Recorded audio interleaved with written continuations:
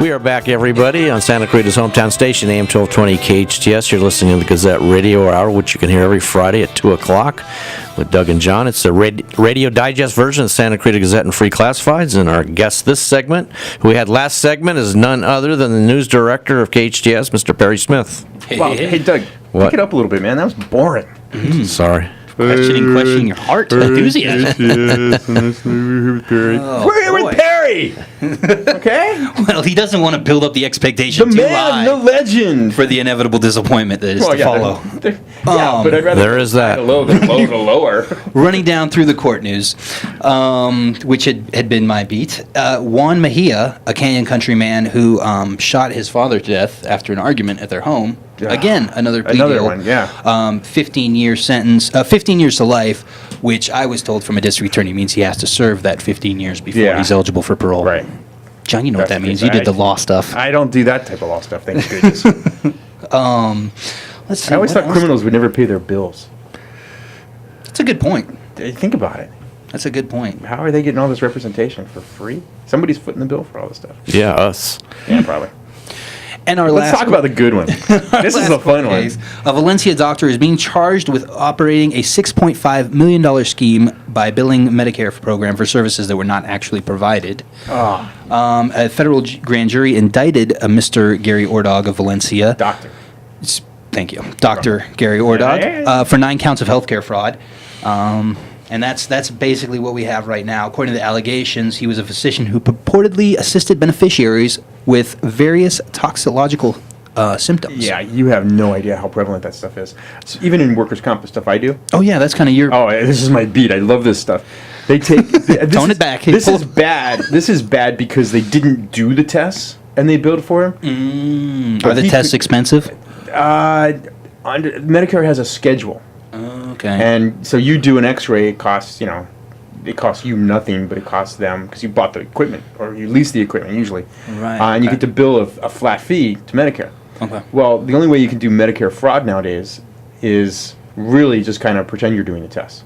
Oh. And put in the bill saying, we did 6 tests when we did 4. So you bill for the extra test.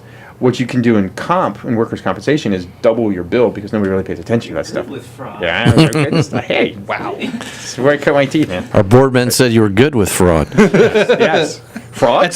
And coming from Peter Frog? Marquez, that's high praise indeed. I don't really like mean, frogs. you know what kind of circles this guy Hey, runs. Peter, do you have frog protection? But, Perry, it sounds like this doctor probably is in trouble because it sounds like they got him good. If they have those figures, wouldn't you think? How's he going to... As far as assigning guilt or innocence, I tend to try to shy away from that. But I will say that his bus was part of a Medicare fraud task force. And when they stick a strike force on you... Well, and not to mention a grand jury indictment. That's usually... Yeah, right. That means that they've provided all the evidence to some... And somebody goes, yeah. Yeah. And I mean, it's... So, but to what you're speaking of, John... change you a little bit. Perry, excuse me a minute. I know it's your segment. But if this not little old guy, but this guy in Valencia is doing this, how many other doctors across the United States are doing the same thing? Probably not as much as you'd expect, but there's a boatload of money in it. There's a boatload of money in that stuff. And Medicare, and they're actually pretty decent at catching their own and policing their own. But think about every procedure that you have when you walk into a doctor's office, from walking in to opening the file to when you leave. Right. Blood tests, weight measurements. I mean, there's all kinds of things, and they're all scheduled out, and you get to bill for all of them.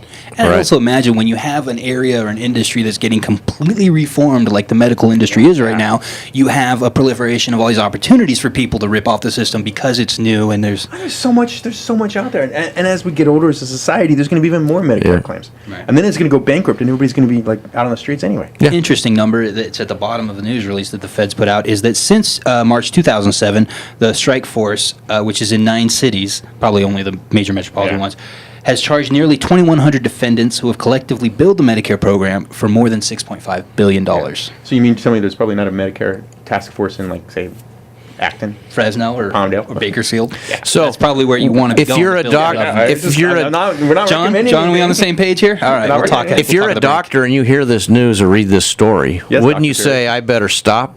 If you're in the middle of it, wouldn't you? Well, you would think, but people aren't always Here's the thing, though. If you are the doctor that's involved in that kind of thing, you probably are knowing what you're doing.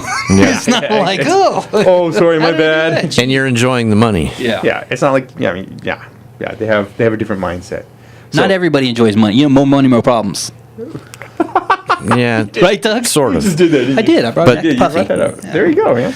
You can't say less money, less problems either. So. All right, so anything else cool coming up that you can think of? Just kind of looking at the agenda, I think it was just a lot of court cases. Einstein and their CEO, Jeffrey Shapiro, parted ways. Einstein had been in the news a lot because they've been trying to get a charter school operated in the Santa Clarita Valley, and they'd faced some resistance from local school districts. Do you think him leaving is a harbinger of bad news? You know, it's tough to say because they only one person returned my calls for this. The school's okay. head So that's wouldn't return my calls. Most of the board, nobody wanted to go on the record for it. So Developing story. yeah, I mean, We need a theme song for you. just because I had such a hard time pulling the information does tend to imply that it wasn't something that they wanted to promote. Yeah. So Was this recently Mr. Shapiro left? it was April 3rd.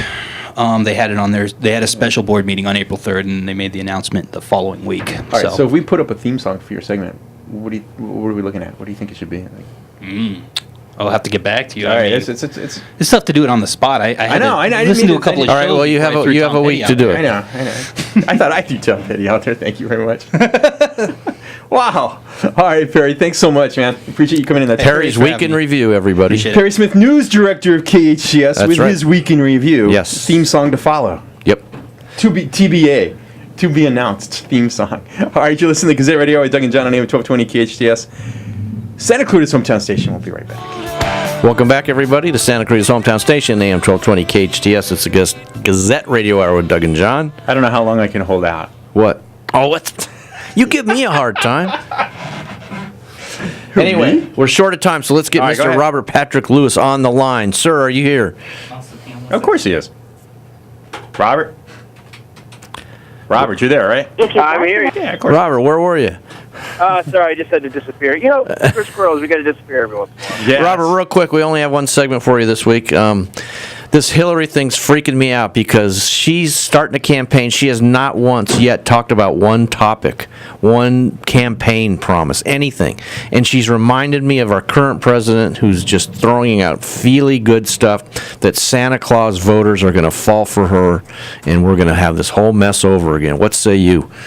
Well, you know, she's being called a dirty, rotten, stinking liar that's untrustworthy by every single direction she can think of. So maybe instead of going that direction, she's just not going to put out any promises, so nobody can call her a liar. Yeah, okay. Guys, time out just a second. What's the date today? I know, but it's fun to talk about. Why are we talking? We've got a year plus. Okay? You know, in all honesty, my hope, my true hope, number one, I'm absolutely flabbergasted that they actually allowed her to run with all these different controversies that are going on surrounding Hillary Clinton that have been plaguing her for the last couple of decades. My hope is that there's such an outpouring and outcry of disapproval and so many people saying we would never vote for her that she gets thrown off the ticket. Well, here's the problem.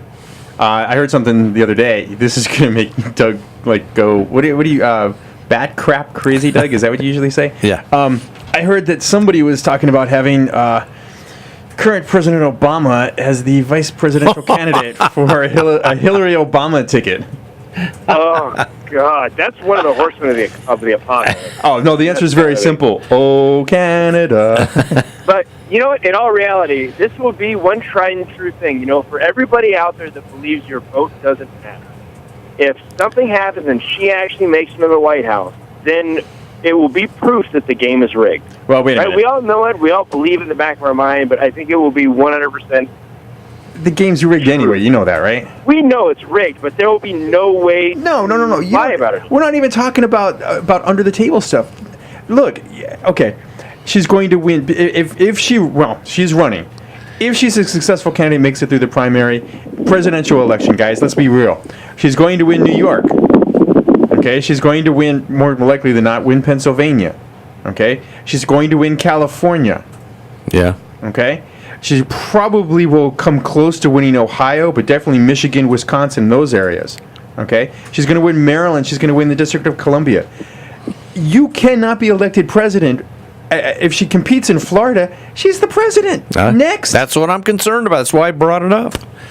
Next, it's the Electoral College thing. It's no longer... Your vote doesn't count, Robert. You vote in California, guess what? Your vote doesn't count. Yeah, I know. I try to lie to myself about I'm sorry. I hate to be the usually I'm the upbeat guy. Now you're the bummer. I know. It's very rare for me to do this, But guys, don't you think that part of the problem is the Democrats are afraid they have nobody else? Oh, they put all their eggs in the basket. Yeah. Well, and that's, but you got to look at the two sides, right? So on the Republican ticket, it's market saturation, where there's so many people that are voting, people don't know which way to turn, and they're over-segmenting the population, and I think they're causing problems on that side.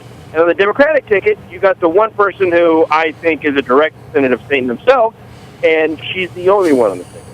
So you've got polar opposites, and again, if the Republicans learned anything from the last election, it's that the left, if they do know one thing, they know PR. They know publicity. Of course. They know how to use the Internet. Republicans just did not get that memo. Yeah. And it seems like that's one of the big things. The Republican ticket is oversaturating their market and confusing and alienating their own voters, where the Democrats are essentially at this point just saying, you got Hillary or you got Jeb Bush. Yeah, and don't forget Hillary was named after Sir Edmund Hillary. Yeah. I'm pretty sure Satan is in there somewhere. Satan or demon spawn is somewhere in her actual Christian. Go ahead, that was it. Sorry. Robert, I want to change subjects real quick.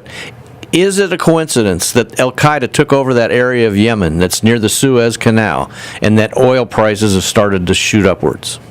I don't believe in coincidence. But it is a little strange that OPEC would allow, because that's the thing. At the end of the day, OPEC actually controls the price, right? Yeah. It's not a free market enterprise where it's supply and demand. It's what OPEC says it's going to be, and they're still fighting this whole fracking charge. So I am very surprised that they allowed anything to touch that price, because their whole goal right now is to put all of our domestic oil production facilities here using fracking out of business by making oil so cheap it's no longer profitable. Right, exactly. How concerned should we be about? We're going to hit like a bunch of rapid fire topics here. How concerned should we be about the the terrorist camp in Mexico? Right. Did you hear about that? And it's a thing that we've known for a long time, right? So ISIS is the new name, but we've known a lot of our enemies have had terror camps, terror cells within our borders for a very long time. That one got found. It doesn't change the fact that we know there are a lot of ones that haven't been found. Right. That's scary. Doug? No, I'm wondering, going back to Al-Qaeda in Yemen, if that is just more of the caliphate happening. Is it not?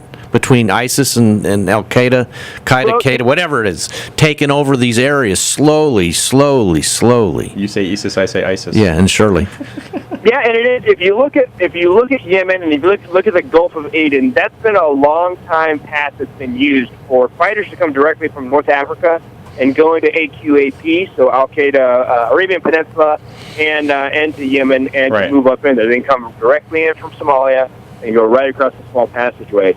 We've known, and the big thing is it's another place where Obama has put his foot in his mouth, because he was talking about how great that cooperation was between us and the Yemenese government, and now their president had to leave country, and they're having all these key strategic places being taken over. It's just another point where the guy doesn't know what he's talking about, and when you're dealing with terrorism, when you fire all of your generals that really know what's going on, and they're involved in these new types of conflicts, and they understand house-to-house small unit tactics, the special operations where we've been fighting, you fire all those guys like McChrystal, and you bring in these old generals that don't really have any experience, and they only know big blue versus red. They don't know what's going on. Yeah. And that's what's going on in things like this. Yemen is not a tank type of fight. That's an intelligence and special operations fight, and the only people he has left are out of their element. Robert, unfortunately, we're out of time. We want to thank you for coming on. We'll try to have you on longer next time. Robert Patrick Lewis, everybody. Hey, when's the book out? Real quick. Book's out. Oh, you mean the physical book? Yeah. Physical book. I was asking for Doug because he can't figure out how to work his No, I'm a print. All print. Should be out in the next 2 weeks. It's, they print it, and then we get approved, got to approve the proof, but everybody listening can go to thepackedbook.com and look for all the updates. We'll go to the Robert Patrick Lewis author page on Facebook and get updates about timelines and first thing when it comes out. Okay, Robert, Sounds thanks so good. much. All right, Robert, thanks. All right, you're listening to Gazette Radio with Doug and John on AM-1220 KHTS, Santa Clara's hometown station. We'll be right back.